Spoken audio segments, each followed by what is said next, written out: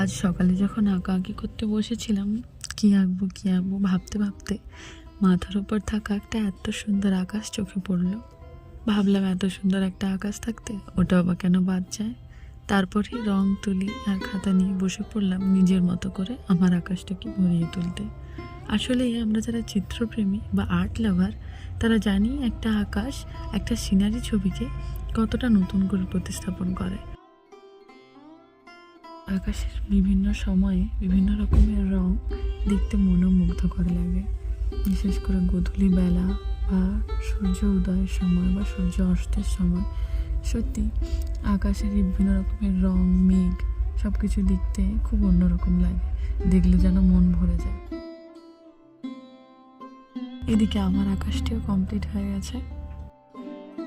অবশ্যই কমেন্টে জানাবেন ছবিটা কেমন লাগলো। দেখা হচ্ছে পরের ভিডিওতে।